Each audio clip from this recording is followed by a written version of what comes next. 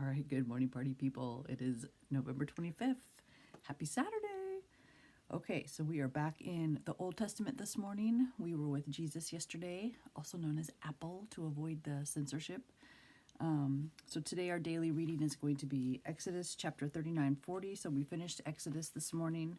2 Chronicles 25-26, Revelations 3-4, Psalms 98 through 102, and then Proverbs 23.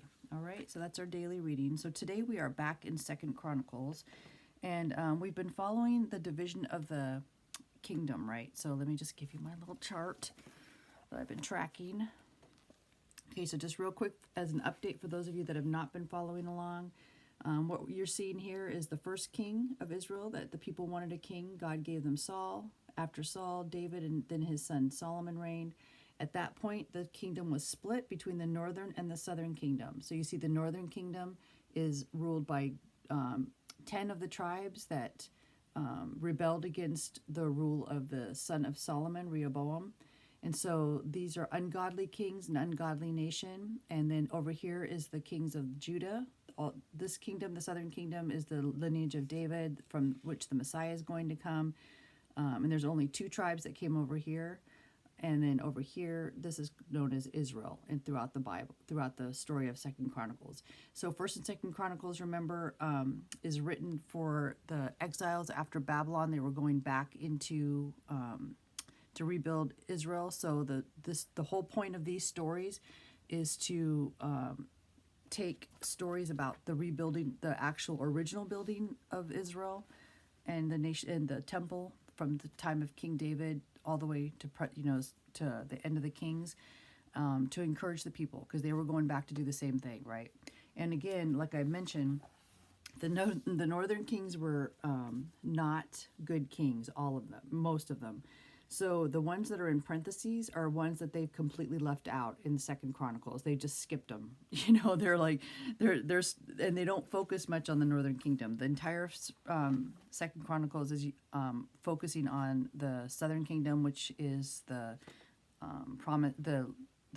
Davidic lineage. Okay, so here we've seen. Okay, one more time, the northern kingdom. So here we go. So we just ended, remember, evil Athaliah. If you haven't seen these videos, you don't know what I'm talking about, go back and see some of the earlier videos on 2 Chronicles. So we saw the reign of evil Athaliah, who was actually from the northern kingdom. She brought total chaos and evil into the southern kingdom, and her daughter actually preserved the lineage of this king, of King David, and that was through the hiding of Joash, the child. And then we just saw, so today we're going to see his son. So Joash had a tragic ending to his reign, but today we're going to see the reign of his son, Amaziah, and then Uzziah, okay? And then there's going to be talk about the northern kings as well. So things are continuing along. So we see that Joash, who started so promising, had just a tragic ending. He ended up killing his cousin, just completely screwing things up in the southern kingdom. So now we see the beginning of the reign of his son Amaziah. So chapter 25 says, Amaziah was 25 years old when he became king, and he reigned 29 years in Jerusalem. His mother's name was Jehoaddan of Jerusalem, and he did what was right in the sight of the Lord, but not with a loyal heart. Darn it. Now it happened as soon as the kingdom was established for him that he executed his servants who had murdered his father the king. Because remember, Joash was murdered because of his apostasy. However, he did not execute the children of the murderers, but did as it was written in the law of the book of Moses, where the Lord commanded, saying, the fathers shall not be put to death for their children, nor shall the children be put to death for their fathers, but a person shall die for his own sin. So they didn't want to see this going on for generations, right? Whatever the sin was, whatever the crime was, it's done with the person who committed it. So the war against Edom. So now in verse 5 it says, Moreover, Amaziah the king gathered Judah together and set over them captains of thousands and captains of hundreds, according to their fathers' houses, throughout all Judah and Benjamin. And he numbered them from 20 years old and above, and found them to be 300,000 choice men able to go to war, who could handle spear and shield. He also hired 100,000 mighty men of valor from Israel for 100 talents of silver. But a man of God came to him, saying, O king, do not let the army of Israel go with you, for the Lord is not with Israel. So that's the northern kingdom, right? he's not with any of the children of Ephraim. So in the northern kingdom, the largest tribe up there of the 10 was Ephraim. So sometimes they're also called Ephraim. It says, so the prophet continues, but if you go, be gone, be strong in battle. Even so, God shall make you fall before the enemy, for God has power to help and to overthrow. Then Amaziah said to the man of God, but what shall we do about the 100 talents which I have given to the troops of Israel? And the man of God answered, the Lord is able to give you much more than this. So Amaziah discharged the troops that had come to him from Ephraim, from the northern tribe, or from the northern kingdom, to go back home. Therefore their anger, the troops' anger, was greatly aroused against Judah, and they returned home in great anger. Okay, so what you see there is you see when it talks about the beginning of his reign, of course it was good, right? It's showing that he's ordering his troops, things are in order, things are organized, but he presumes, okay? You can never presume. You want to always ask God, you know, how to do things. And so he presumed to hire people from the northern kingdom to assist him with war, right? And the man of God came to him and said, don't do that. And he listened to the man of God. So that's good, because that doesn't always happen. Actually, it's usually the other way around. So he listened to the man of God. He sent them home. And of course, they caused destruction. But what's interesting there is it does mention by him asking for them and then supplying them, it also shows that there was a good relationship between the northern kingdom and the southern kingdom at this time. So at this moment in time. Then Amaziah strengthened himself, and leading his people, he went to the valley of Salt and killed 10,000 of the people of Seir. Also the children of Judah took captive 10,000 alive, brought them to the top of the rock, and cast them down from the top of the rock, so that they were all dashed to pieces. Okay, a little gruesome. So he went to war, and he was trying to recapture some of the property or the territory that his father had had. But as for the soldiers of the army, which Amaziah had discharged, the soldiers from the northern kingdom, so that they would not go with him to battle, they raided the cities of Judah from Samaria to Beth-horon, killed 3,000 of them, and took much spoil.